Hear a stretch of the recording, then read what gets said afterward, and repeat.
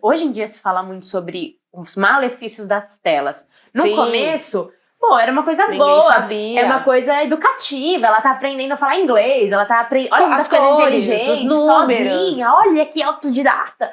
Isso que, cara, hoje em dia se fala muito desses prejuízos, né? Porque a geração que começou já tá maior, já tá vendo que, opa, não foi tão bom. Não foi tão bom assim. Faltou contato, faltou interação, faltou apego, faltou segurança. E aí entra no mundo de comparação irreal. Você olha pra vida do outro, porque assim, no Instagram tá todo mundo em Dubai, tá todo mundo o tempo todo viajando, menos na você. parte de sexualização das crianças, que aí entra uma parte ali que você vê uns TikTok de umas crianças dançando, sensualizando de um jeito que você fala, Você sabia que o mínimo né? de idade pro TikTok são 13 anos? 13 anos? É o mínimo. São dois grandes problemas. 13 é muito jovem e tem inúmeras contas de crianças com menos de 13 anos. O que é pior ainda. Cara, é surreal. É surreal. É surreal o quanto banalizou e entra num submundo, assim. Submundo de comercialização de coisas, assim, é muito difícil. É muito difícil, é muito forte e você entra num mundo muito perigoso e que você muito não fácil sabe. perder o controle, né? Muito fácil, porque assim, são vídeos curtos, você colocou o teu filho pra assistir uma coisa, daqui a pouco ele tá em outro lugar, que você não faz ideia do que ele viu no meio do caminho.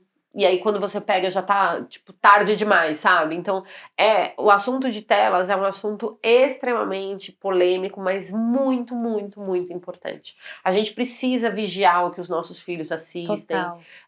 Precisa estar de olho na quantidade de horas. O vício é muito rápido, muito fácil. Essa criança troca um parquinho pra ficar em frente à televisão. É perigoso. E pros pais é confortável. É confortável. Porque você tá na tua correria, você tem que fazer todas as coisas. E às vezes assim, eu digo por experiência própria. Só que eu comecei a ficar preocupada, porque assim, eventualmente eu ligo, o único desenho que a Bela assiste é a Patrulha Canina.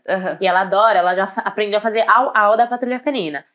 Aí, antes, só se o controle tivesse aparente, ela pedia pra ligar a TV, se ela visse o controle. Agora, ela não precisa mais ver o controle. Ela já sabe. Pega a minha mão e aponta, fica au e pede. É fofo, mas assim, você fala, caraca. E ela vê, umas 3 vezes na semana que eu ligo e deixo 5 minutos, é um tempo de um episódio mais ou menos, e pronto. Só que eu falei, cara, pra eu tomar um café da manhã, tranquila, pra fazer alguma coisa que eu quero uma paz. Isso que eu tenho ajuda, tenho apoio, então é mais fácil eu controlar o uso das telas. Só que eu já fiquei assustada, porque eu falei, caramba, ela já está querendo, ela já tá sentindo essa necessidade, ela já vê uma TV e ela já tem essa necessidade, essa demanda. Caraca, é assustador. Muito rápido. Quanto menores eles são, mais rápido o cérebro deles precisa dessa sensação de dopamina. Enfim, a gente entra numa parte de neurociências que eu adoro, mas que acaba ficando complexa. Mas é uma sensação que as telas trazem muito de gratificação. Ela fica feliz, ela começa a sorrir quando eu ligo o desenho. Exatamente, é uma gratificação que os desenhos, as telas trazem e que ela é necessária para o nosso desenvolvimento. Só que com as telas você encurta esse processo de chegar na dopamina, que é um hormônio que libera e tudo mais. Então, você acelera esse processo e isso vicia muito rápido para uma criança. Sim, eu tô tentando simplificar no mais básico do mais básico, para que todo mundo possa entender, mas isso é extremamente prejudicial. Porque daí ela encurta esse caminho e aí ela perde a vontade dos desafios, assim, de conseguir fazer uma coisa mais pra realizar, para chegar nessa dopamina. Porque se ela liga a TV, ela já tem essa mesma sensação. Rapidinho. Rápido. E aí fica nessa. Por isso, do que, sei lá, ela pintar um desenho e concluir o desenho e achar bonito, do que conseguir subir em algum lugar, do que, sabe assim? Por isso que jogos de videogame, eles são extremamente viciantes. Por isso que tantos adolescentes viram madrugadas, adultos viram noites jogando. Porque eles realmente viciam. Essa sensação de bem-estar que os hormônios, quando você tá ali jogando e tem essas pequenas conquistas, Com eles pouco afloram. esforço, Com você pouquíssimo esforço, você já tem essas consegue. conquistas. Então você acaba trocando E aí a várias vida real outras fica, os coisas. esforços da vida real ficam muito grandes, muito difíceis. Não, e então, ficam sem graça, porque graça. quando você tem uma conquista na vida real, é muito mais difícil você acionar essa dopamina. Você precisa ter uma grande conquista. Tá. E você já encurtou demais esse caminho no teu cérebro. Quando você já assistiu muita televisão, quando você fica muito no celular. Nós adultos, quando você fica ali scrollando o Instagram, o que você tá fazendo de útil? Nada. Mas é uma sensação de um tempo meu. Eu preciso desse tempo. Não é isso? Você fala assim, ai meu, eu não consigo nem ver o Instagram. Aí você vai lá ver a média de horas, você ficou tipo 3 horas no negócio e não produziu nada. Entendeu? E aí você ainda tá brava porque não conseguiu ver, sei lá o que você queria. Então assim, a gente precisa tomar muito cuidado com esse assunto, com essa questão das telas, limitar sempre, tá de olho sempre no que os seus filhos assistem, porque realmente é perigoso. Nunca deixar uma criança solta no YouTube, mesmo que seja YouTube Kids, porque hoje a gente já sabe que tem várias gangues, vamos chamar assim, que elas colocam desenhos com a carinha da Peppa, com a carinha de não sei quem, e na verdade o conteúdo é completamente diferente daquele que foi desenhado. Então é muito importante que você esteja atento, que você saiba o que seu filho está assistindo e nota no comportamento dele se existe esse sinal de vício, de tipo, essa criança vê a TV e já pede para ligar, ela tá deixando de ir no parquinho para poder estar em frente à TV. Que mais? Eu já atendi pais que os filhos estavam acordando mais cedo porque sabiam que antes da escola poderiam assistir desenho. Então essa criança, ela já dormia ansiosa, acordava mais cedo, começou a acordar mais cedo. Olha que louco, como o cérebro não desliga. Não é que ele punha despertador, a gente tá falando de criança de 4, 5 anos.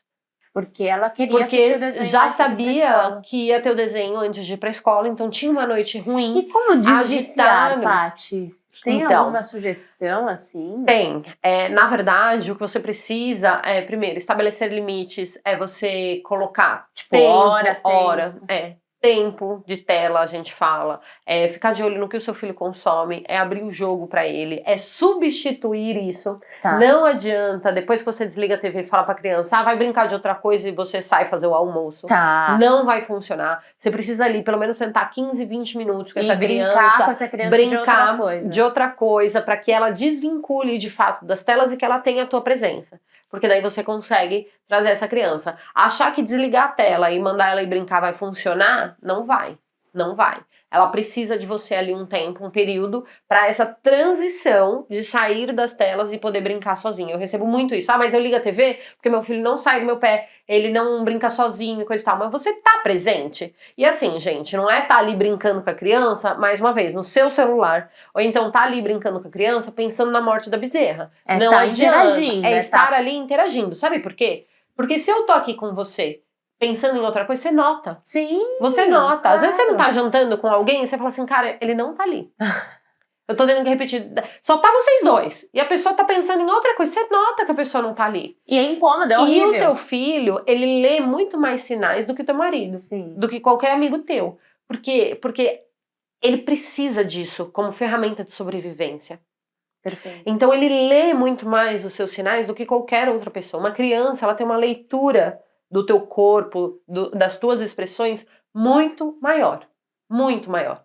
Então é importante que você tenha isso em mente. Que tudo o que você faz, o teu rosto, os movimentos, por isso quando você vai dar uma condução pro teu filho, e eu falo muito disso no meu curso, que é exatamente isso, o tom da tua voz importa.